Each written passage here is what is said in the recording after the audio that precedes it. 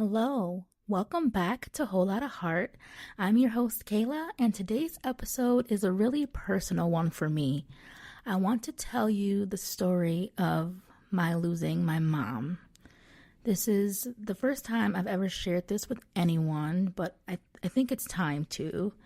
And also in this episode, I want to talk about how grief presents itself in more ways than just those deep crying sessions you have and sadness, because it's messy, it's weird, it's layered and surprising sometimes too. So without further ado, let's get into it. So to set the scene, the story starts back in 2020, which was the craziest, scariest year in my lifetime because, COVID-19 was taking over and causing so much damage to so many people, and quickly too. I had never experienced such a scare like that in my life, where we were in a full-blown pandemic. And there was just so much uncertainty surrounding everything, such a weird time, and it affected everyone around me. I couldn't see family and friends who I saw on a regular basis, and well, you know what that felt like. You couldn't hang out or do anything. Everyone had started working remotely, and I had just graduated from grad school in May of 2019, so I was still in my first cycle at my job, still learning the job, so that was a lot happening personally. I worked in higher ed. And higher ed was definitely impacted during COVID. And, many at the college I worked at were let go. So not only the fear of COVID-19 itself, but the fear and uncertainty of a possible job loss was looming over me. And, I must admit, I was able to maintain my mental health. And most of the time I was very happy and in good spirits, but everything was still so different. And at the time, I still lived at home with my mom, so I was very grateful to not have to worry much about financials. I will say that I enjoyed the time working from home. It just gave me a change of scenery from my office, which I did not have a window at the time. I was happy to, be able to increase my productivity at home and at work, and I got to spend a lot of time with my mom, which was great because prior to COVID, I was always on the go, so it did make me slow down and just enjoy being more chill. And to be honest, looking back, that was probably the best thing that came out of COVID for me was the almost 24 hours a day with my mom. So let's fast forward to October 2020. Things were beginning to open back up slightly.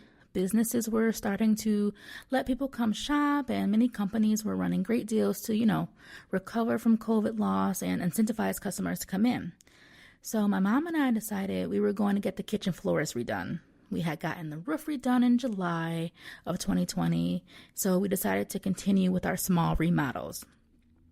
So we went to the flooring store to get an estimate and pick out the flooring that we liked. And we walked into the store together, and I noticed that my mom's shirt was twisted. You could see her cleavage. So I went to fix it, and I said, "Child, you just can't be letting the girls out like this." And when I grabbed her shirt to fix it, I could feel the hardness of her breast. And I immediately said, "What is that?" And she said to me, very calmly, "Kayla, we'll talk in the car." When I tell you my stomach immediately knotted up, I couldn't focus on anything that the flooring worker was trying to tell us or anything that he was trying to show us. He gave us a quote. I couldn't tell you how much he quoted us. I just kept thinking, oh my gosh, what was that? And, we got to the car and I couldn't hold it in anymore. I don't even think I closed my door all the way. Before I was just like, "Mom, what was that?" And she remained very calm and comforting, but she said, "Kayla, I went to the doctor and got it confirmed, but I have breast cancer. I talked to the doctor and we will be beginning treatment within the next week or so." Tears immediately fall down my face because you're never ready to hear that your loved one has cancer. You hear more sad stories than happy ones, so your mind immediately goes to that. And she tells me that she is a little scared, but she is trusting in God for her healing. And we are a Christian family, and my mom was so strong and unwavering in her faith in Jesus. So at least in front of me, she did not let fear get the best of her, and she was really in good spirits. I asked her, though, why did she wait so long to go to the doctor? And the breast was hard, and she admits that she was scared. You never want to hear the doctor tell you that you have the C word. That's what she said to me. But she said that she was standing on the word of God and not allowing the devil to bring her down in this moment. And, this is when the devil does try to show up. He makes you scared, and he tries to shake the foundation of your relationship and your faith. But she wasn't having any of that, okay? She was standing very firm, and I was really proud of her for that, and I admired her strength in that moment. She began treatment a few weeks after that and was doing fine for the first few months. I could see that the treatment was beginning to make her body weak, and she was having less energy to do the things that she loved and things that she would normally do regularly, like cook dinner or go to the Dollar Tree and look through all the cute trinkets, or even take me to work, which she loved to do. Of course, she would say she was fine, and I can see that she wasn't fully herself, but that was to be expected. We knew that going into the treatment. July of 2021 came, and on July 6th, we had to rush her to the hospital. Out of respect for my mom and her privacy, I will spare some of the specific details, but we had learned that her cancer had spread, and it was no longer only in the breast, but in her brain and her arms. She was not herself. We did as much treatment as we possibly could. Like, she went in for multiple rounds of radiation, to try and eliminate the cancer in her body, or at least reduce it at that time once we discovered that it had spread. And, after going for a couple of rounds of radiation, we were able to bring her home at the end of July, maybe around the 24th or so. And it was just my sister and I, and it's just the two of us. We did an amazing job working together, I must say, to care for her once she got home, because she needed 24-hour care. And my sister and I worked our little system we created, working half days of work, working remotely when we could, because we wanted to be the ones to take care of our mama. We didn't want to have anyone doing that. We knew what she would want. And we had her home for about 2 weeks. And then we had to take her back to the hospital. It is August now, and we have been in the hospital for a few days. And we talked to the doctor. The doctor tells us basically that she is beginning to transition, and we should prepare for that.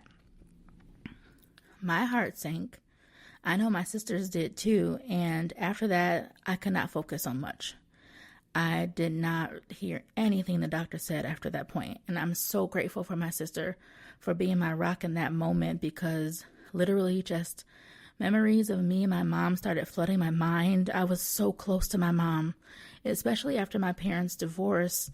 It has always been me and her. Yes, my sister and my dad were always in my life, and they were always there, but my mom and I just had a special bond. She was my best friend. I lived with her.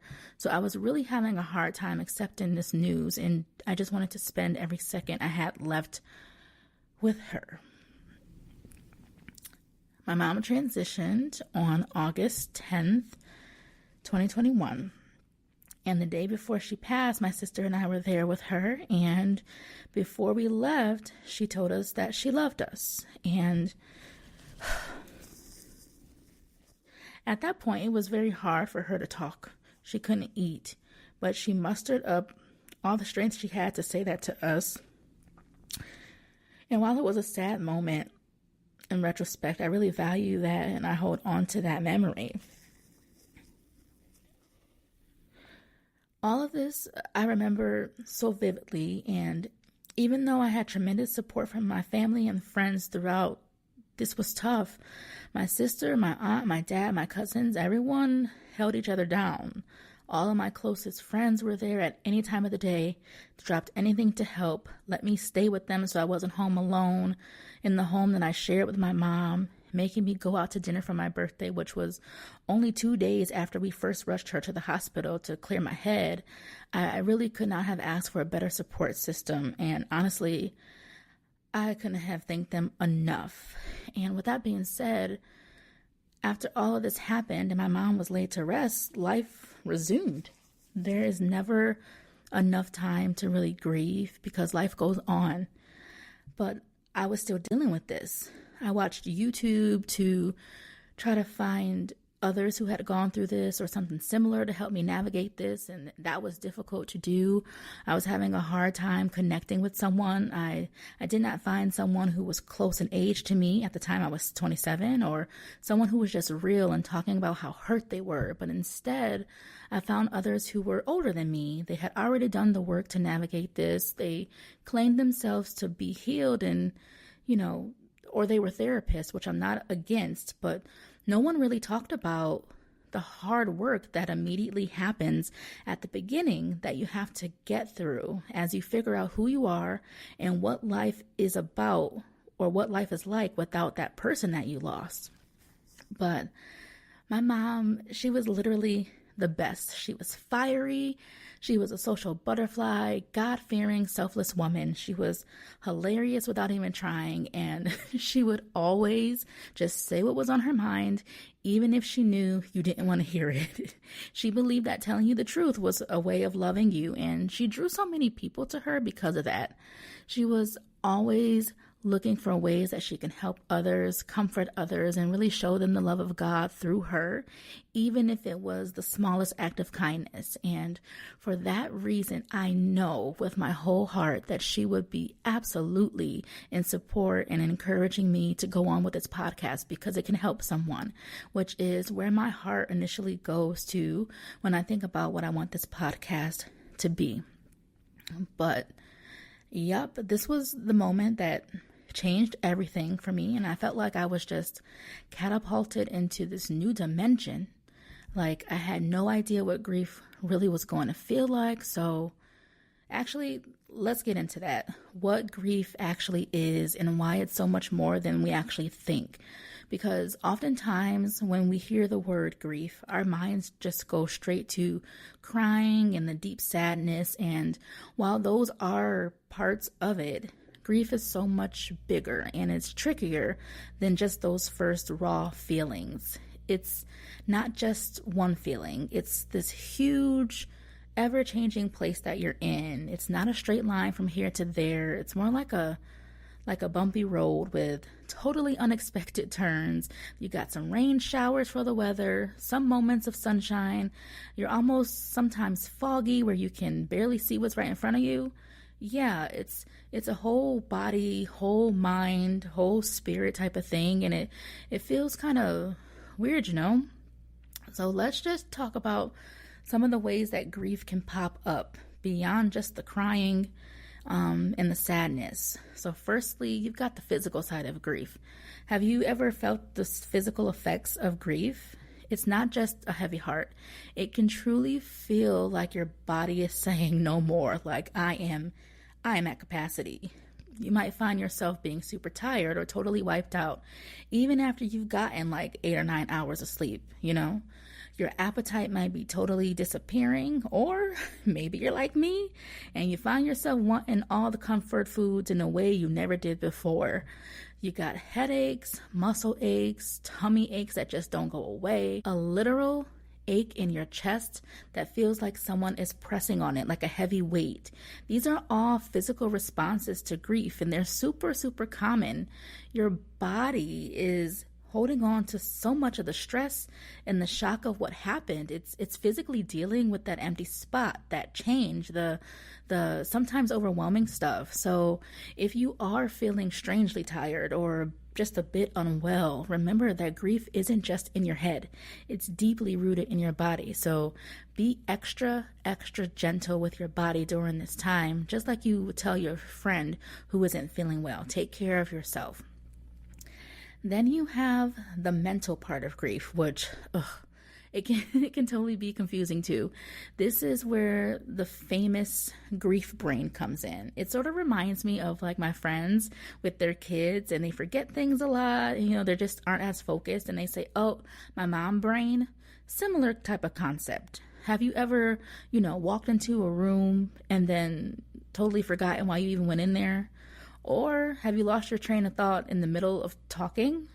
Or have you just felt like your brain was trudging through some thick mud, like it's hard to do any task or focus on anything? Well, That's grief brain at work. It's a real thing. Your ability to focus and to think clearly can really get messed up. Your memory can be foggy, and making even the simplest choices might feel just impossible or like a hard thing to do.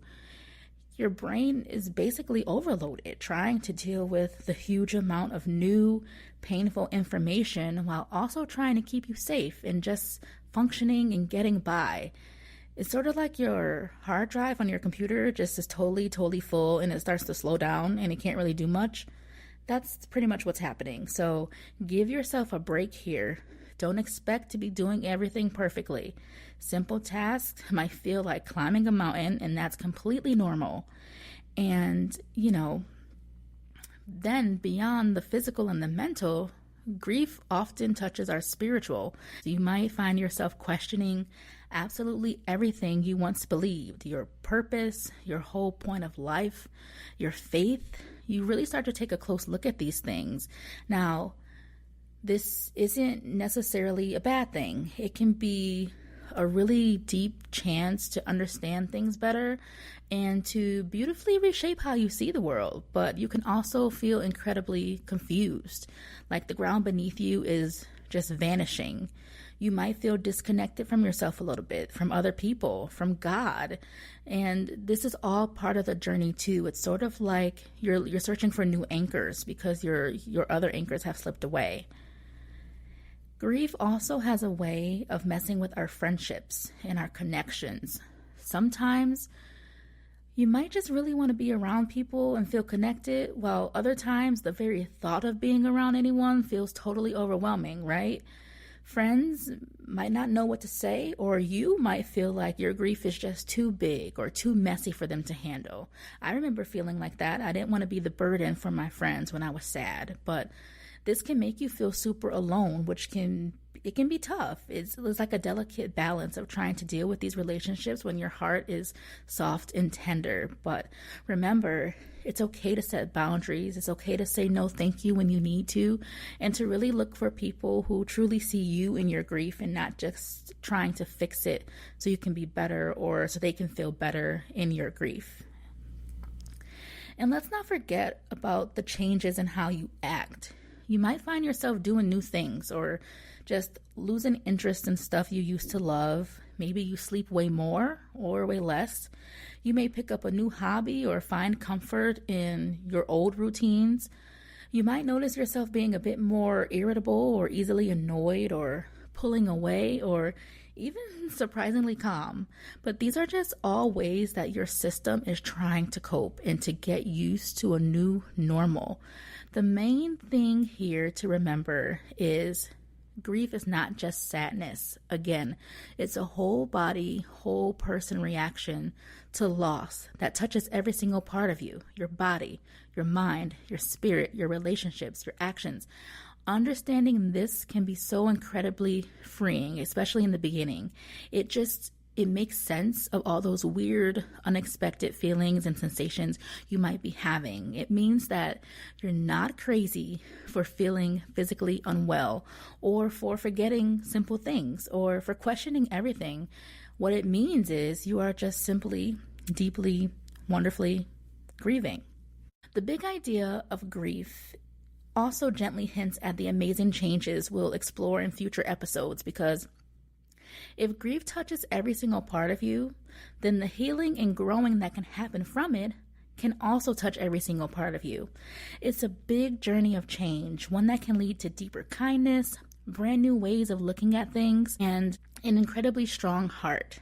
So for today, just sit with this idea. Grief is big. It's tricky.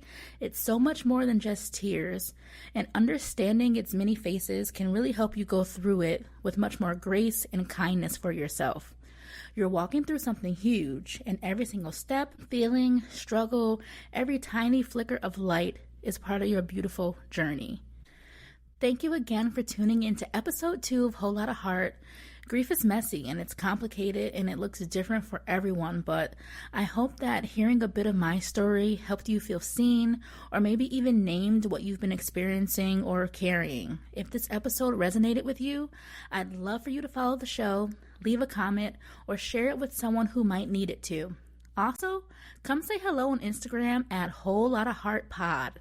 So this is just the beginning and we're figuring this out together with a whole lot of heart.